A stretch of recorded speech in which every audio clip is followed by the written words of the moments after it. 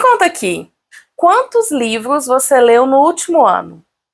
Hoje eu vou te contar um pouquinho das minhas estratégias de leitura, aqui no Entre Pontes.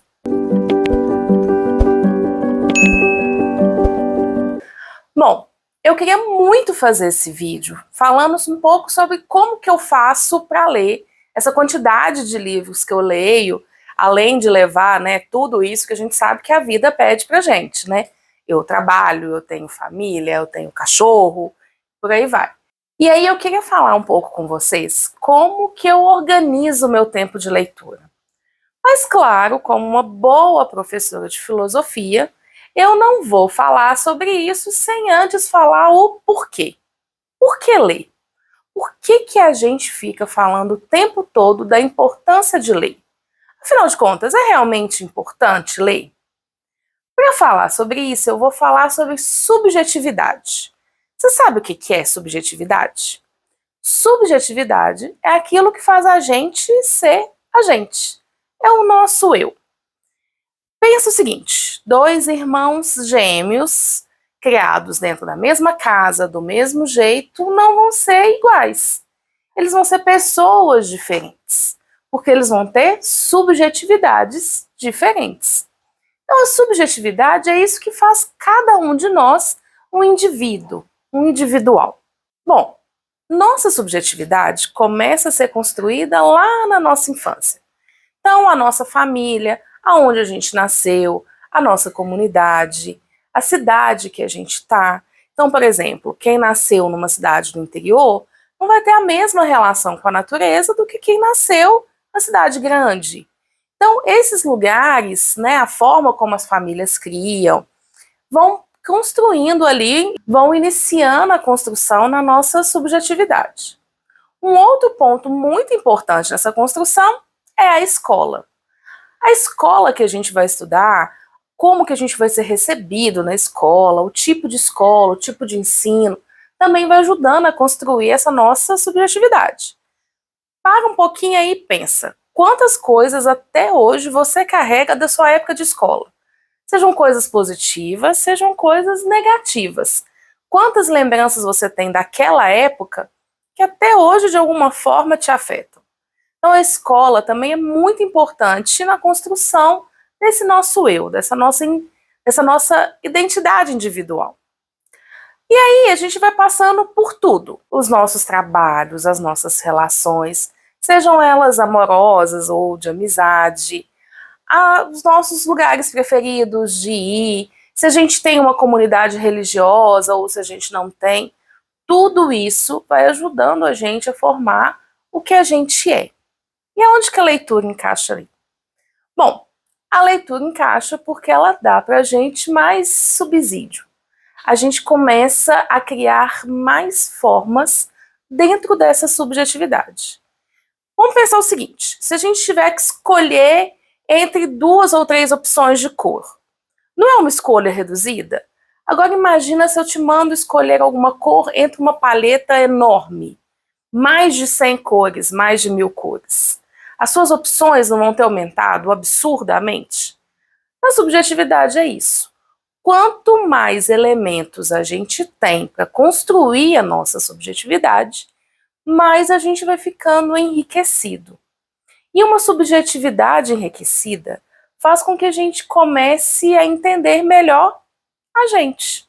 O que a gente realmente gosta? O que realmente faz bem pra gente? Será que a gente realmente gosta do que acha que gosta? Ou será que a gente está indo ali meio que na onda? Será que a gente não gosta mesmo daquilo? Ou é porque a gente está olhando com um olhar restrito, um olhar limitado? Então, aumentar essa subjetividade faz com que a gente aumente o nosso olhar para o mundo. Quando a gente lê, a gente abre novos caminhos, novos espaços, conhece novas histórias, novos personagens, novas formas de lidar com a vida. E isso tudo vai melhorando e aumentando as nossas possibilidades dentro da nossa subjetividade. Outra coisa muito importante com relação à leitura é a capacidade de comunicação. Pensa só, quanto mais a gente lê, mais palavras a gente conhece. Quanto mais palavras a gente conhece, quanto melhor é o nosso vocabulário, melhor a gente se comunica. E aí é uma comunicação para os dois lados. Melhor eu consigo falar, melhor eu consigo ouvir, melhor eu consigo entender. E a gente vai melhorando todas as relações. Uma boa comunicação melhora a relação mãe-filho, melhora a relação entre casal, melhora a relação entre amigos, melhora as relações de trabalho. Quantas empresas a gente não escuta falar que tem um problema de comunicação? E aí a gente pergunta, quantas empresas valorizam a leitura dos seus funcionários? Quem não lê, não se comunica bem. Então a comunicação, ela é fundamental para a vida da gente. E a leitura ajuda a gente nesse caminho. E num outro caminho também de comunicação, a comunicação com a gente mesmo. Já falei isso aqui no canal algumas vezes, mas a gente nem sempre consegue nomear aquilo que a gente sente. Às vezes é uma sensação estranha, às vezes é um sentimento incômodo, que a gente não consegue ali direito dar nome. A gente não consegue saber direito como que aquilo chama. Como que eu vou chamar isso aqui? E aí você pega um livro, você vai ler a história de um personagem, e esse personagem vai passar por uma situação que ele vai descrever aquilo ali, e você fala, foi isso que eu senti. Um exemplo meu. Passei por uma situação há um tempo atrás, fui levar para minha análise, cheguei para o meu analista e tentei falar de diversas formas como eu tinha me sentido. E eu não conseguia me expressar, até que eu falei, já sei, eu me senti exatamente como o Estrangeiro de Camus. Inclusive, a gente tem um vídeo no canal do Estrangeiro de Camus. Se ainda não viu, ó, cardzinho tá aqui em cima. Voltando.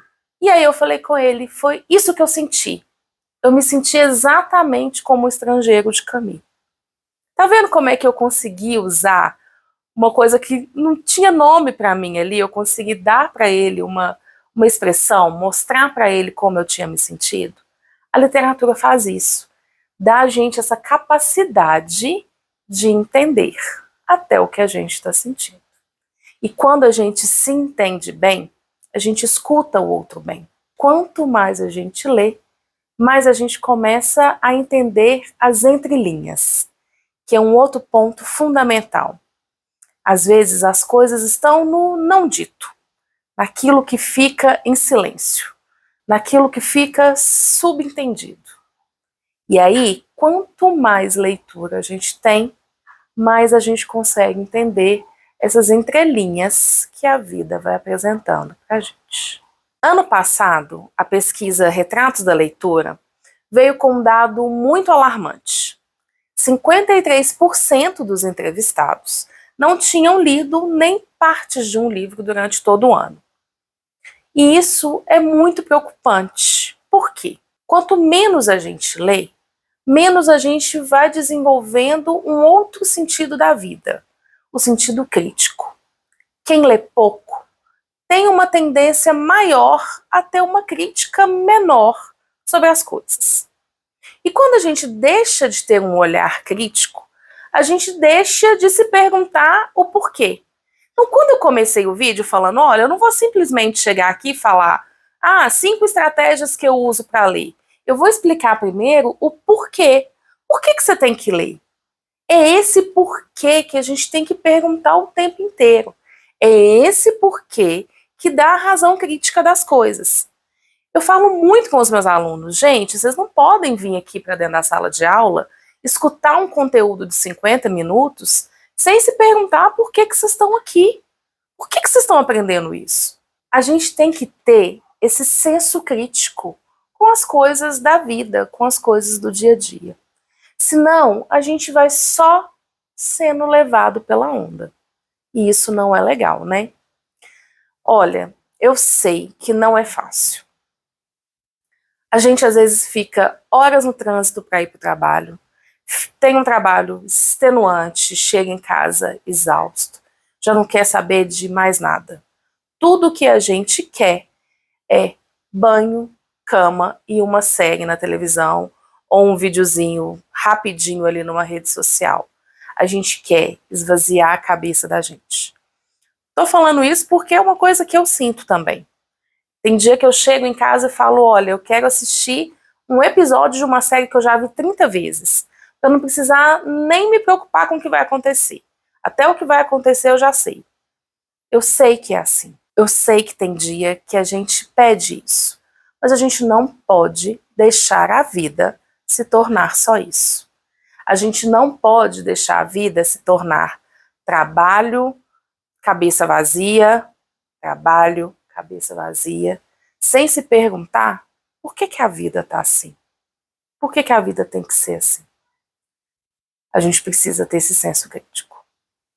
Então, a ideia hoje é trazer essas dicas ou essas formas ou essas maneiras que eu uso para poder inserir a leitura na minha vida, no meu cotidiano, para quem sabe você também não comece a usar de alguma dessas dicas para começar a ler mais.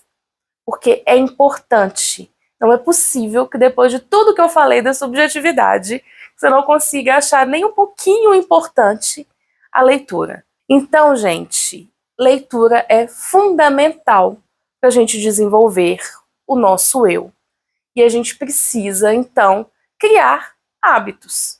A gente não nasce sabendo que precisa escovar os dentes tantas vezes por dia.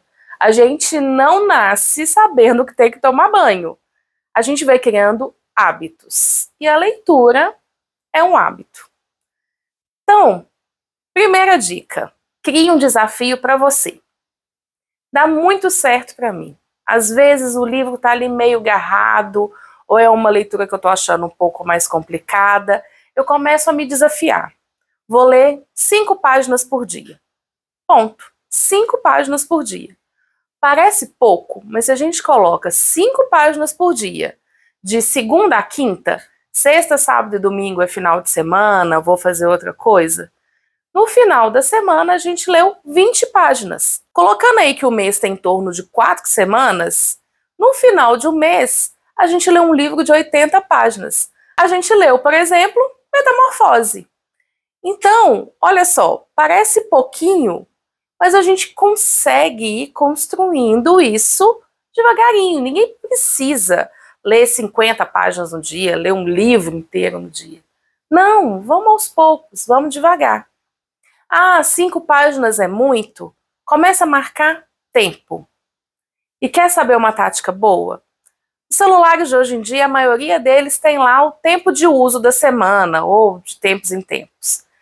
Dá uma olhadinha quanto tempo você está gastando em rede social, em joguinhos ou em coisas desse tipo. Bom, pega um pouquinho desse tempo, 10%, 20% desse tempo que está marcado lá e coloca, essa semana eu vou ler essa quantidade de tempo. Pronto, tá vendo como é que eu te arrumei um tempinho para ler? E ali você pode dividir nos dias da semana, ou eu vou tirar um dia para poder ler esse tempo. E assim você vai construindo o seu hábito de leitura. Então, começa devagar. Tenho certeza que você vai se encantar. Porque leitura é uma coisa, gente, que a gente começa ali, daqui a pouco a gente está em outros mundos, e aquela vontade de ter a cabeça do dia inteiro de trabalho sendo esvaziada vai toda para as páginas do livro. Segunda dica: leve sempre o seu livro com você. Olha, todo mundo que me conhece sabe que se mexer na minha mochila vai achar um livro. Não tem jeito. Qualquer lugar que eu vou, não. Quase todos os lugares que eu vou, eu levo um livro. Alguns são estratégicos. Por exemplo, consulta médica, dentista. Aquele lugar que você sabe que tem a grande chance de você ficar sentado esperando até ser chamado ou alguma coisa assim. Ponto. Livro.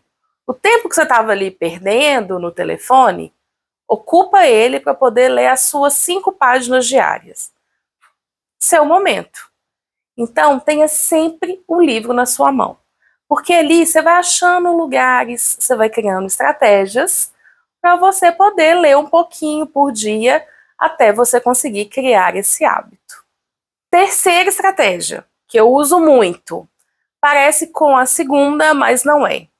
Crie momentos com seu livro. Como se fosse um encontro mesmo. Se apaixone pela leitura. Então, relacione o seu livro com uma coisa que você goste muito de fazer. Ah, eu adoro tomar café. Leia tomando café. Eu adoro sorvete. Leia tomando sorvete. Faça essa associação de uma coisa que você gosta muito de fazer com a leitura. Você vai ver que esse hábito vai ficar mais gostoso, mais confortável. Você vai começar a entender que a leitura é uma coisa tão gostosa quanto um bolinho quente com café no final da tarde. Quarta dica: respeite o seu tempo e o tempo do seu livro. Isso é uma coisa que eu já falei aqui no canal algumas vezes, que às vezes eu começo a ler um livro e o livro me consome, e aí eu leio o livro em um dia, em questão de horas. Tem outros livros que exigem de mim um tempo maior. Por exemplo, eu falei de 3 livros com a temática maternidade. Eu falei de Sweet Tóquio, eu falei de As Alegrias da Maternidade e eu falei do Tudo é Rio, que também tem alguma coisa ali de mãe no meio. Cada livro exigiu um lado meu da maternidade diferente. Então, Sweet Tóquio eu li rápido. Tudo é Rio eu devorei. Já A Alegria da Maternidade foi um livro que eu achei que mexeu em algum lugar ali na minha maternidade que foi mais difícil de ler. Então eu li ele mais devagar. Então eu lia, dava uma respirada, lia, dava uma respirada. Então respeite o seu momento com o seu livro.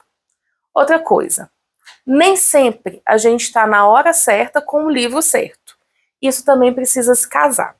Em vários vídeos eu faço comentários tipo assim: ah, eu adoro essas coincidências literárias, porque eu estava falando com os meus alunos sobre, e aí eu comecei a ler o livro que é a mesma temática, ou eu estava passando por determinada situação, e aí o livro veio e trouxe uma temática muito similar. Então entenda isso, que às vezes você não está no momento daquele livro. Aconteceu comigo isso quando eu fui ler O Mito de Sísifo. Quem acompanha o canal sabe que eu adoro a literatura de Camus. Inclusive, eu não sei quantos vídeos de Camus a gente tem aqui. Quando eu fui ler O Mito de Sísifo, eu li o primeiro parágrafo e parecia que eu estava lendo em outra língua. E aí eu reli, eu reli, eu reli. E eu fiquei dias na primeira página e eu não conseguia sair dali. Até que eu entendi que não era o meu momento de ler aquele livro. Deixei o Camus no cantinho, li outros livros, mudei a perspectiva das coisas, voltei no Mito de Sísifo e foi como se o mar tivesse aberto para mim. O livro se escancarou e eu li o Mito de Sísifo muito rápido, porque eu finalmente tinha chegado no tempo daquele livro. Então, às vezes a gente começa a leitura e a leitura vai ficando agarrada, não está na hora. Deixa aquele livro no cantinho e busca outro livro. E busca outras leituras que vai estar mais no seu momento, que você vai estar mais naquele momento do livro. A quinta dica é: encontre o seu estilo literário para começar.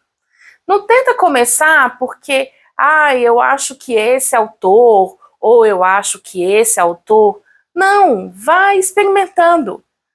Vai tentando ali degustar qual tipo de literatura que você vai gostar mais. Tenta entender qual que vai ser mais fácil de você ler. Então, por exemplo, para gente que mora aqui em Belo Horizonte, quando a gente lê um livro da Carla Madeira, a gente sente que a gente está em casa. A gente tem a sensação de que a gente está vendo os lugares que ela está falando, né?